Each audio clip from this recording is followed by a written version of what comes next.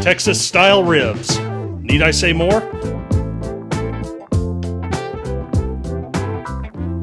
Today we're taking my favorite rib recipe and we're applying some awesome Texas flavors to it. We're talking salt, we're talking pepper, we're talking post oak smoke. This is going to be an authentic Texas style rib. If you're new to the channel, comment, subscribe, and like, and let me know if you're going to be cooking these up or if you like Texas style ribs or what your rib recipe is. So like I said, today we're making Texas style ribs, and so we're kind of doing away with the traditional barbecue flavors and we're going to keep it really simple today. I'm using Killer Hogs, Malcom Reed's Texas rub, big on the pepper, big on the salt, and it's going to be really a simple rib actually. We got some authentic post oak that we're going to be using for smoke, and we're really not even going to be putting a sauce on this. We're going to be hitting it with like some apple cider vinegar and some water, but we're really going to let the rib speak for itself. So to start, what we're going to do is we're going to get this rib trimmed up a little bit. Great, so we have a nice rib here from my local butcher, and you see me do this on a couple rib videos before. This little piece on the end here just isn't always going to render all that well, so I like to get rid of it and maybe save it for something else, you know, soups, stews, whatever that might be, but gonna take it off for this. And you know what, similar story on this side here. I flipped it over. I'm gonna go ahead and carve this one off as well, just because it's just not gonna be, you see it's got a lot of fat on that too. I'm gonna trim that off, but this little piece is not gonna be a portion of rib that you want to serve. So back on this side here, you know, look at this fat's good here, liking all this stuff right here I'm not liking. So I'm gonna go ahead, just kind of push my knife underneath it a little bit, give me something to cut away from, and we're gonna just get rid of that. First off now, Texas style rub. This is Killer Hogs. It's big on the pepper, big on the salt, and presentation side is the opposite side. So we're gonna hit this side first. Huge chunks, look how coarse that is. And you notice I'm not using any sort of binder. Usually I'd be doing like some mustard maybe, or just a little oil, but we're keeping it really traditional.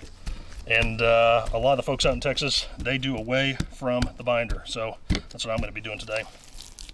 Flip this back over, shape it up a little bit, same story.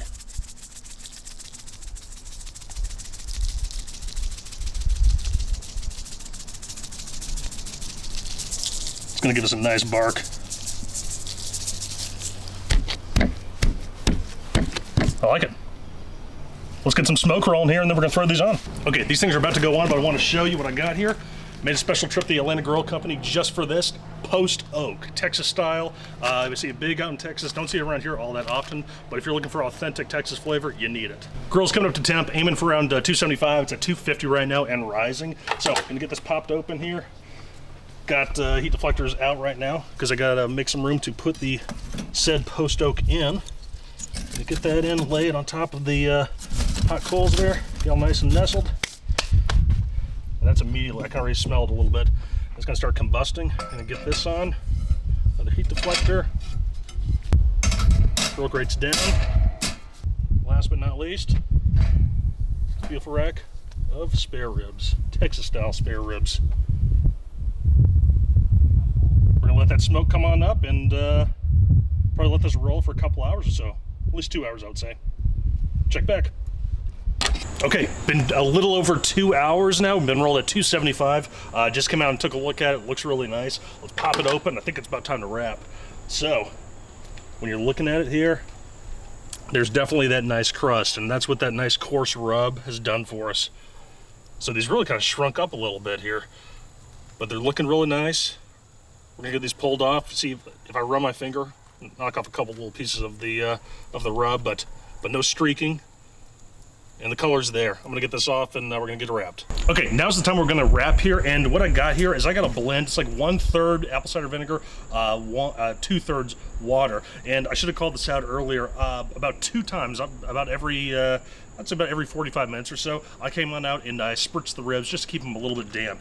And we're going to use the same thing in the actual the wrap now. So typically my rib recipe would be, you know, put some sauce in there that's going to let this braise and kind of break down.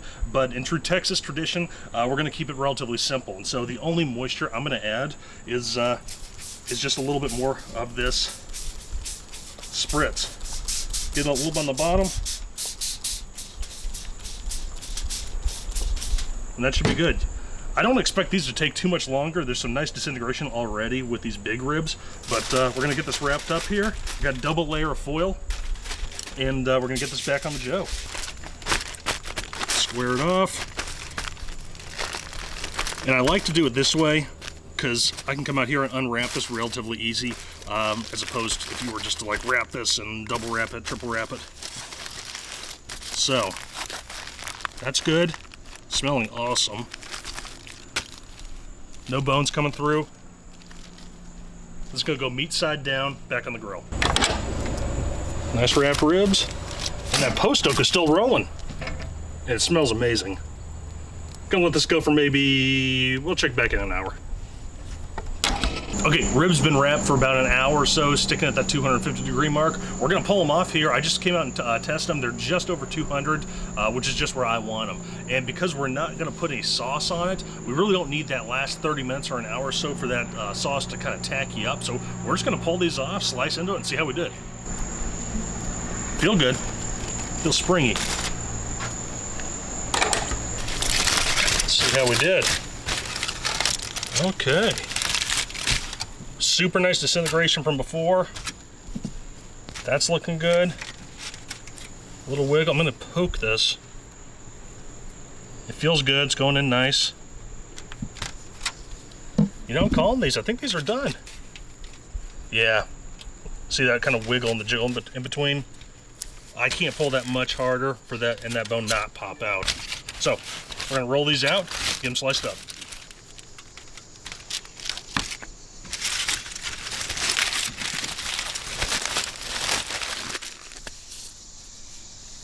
Okay, I'm not gonna cut all these up just now, but I just want to get a cut from somewhere in the middle here. Let's give it a bite.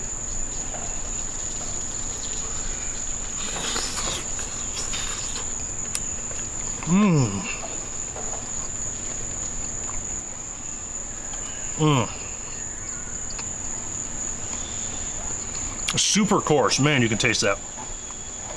That is not liking for flavor. I know we're not using traditional barbecue flavors, you know, like it's like a lot of paprika and chili and stuff. But man, you don't need it. That tastes like a true Texas rib right there. Super coarse, super flavorful, super juicy. You got the bite through there. That's what we're going for.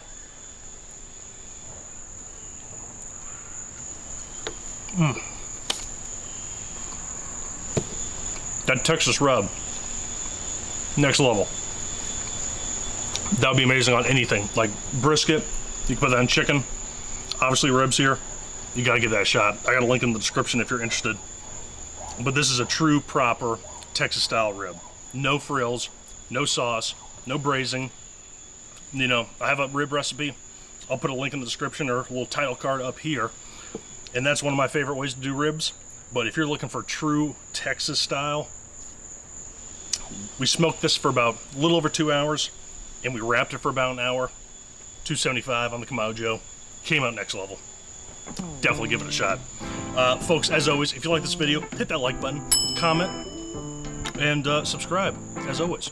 Appreciate you sticking around for another week, and thanks again. Until next week, who knows what we're going to be cooking. But drop me a comment if I have a recommendation. But until next time, we'll see you next week.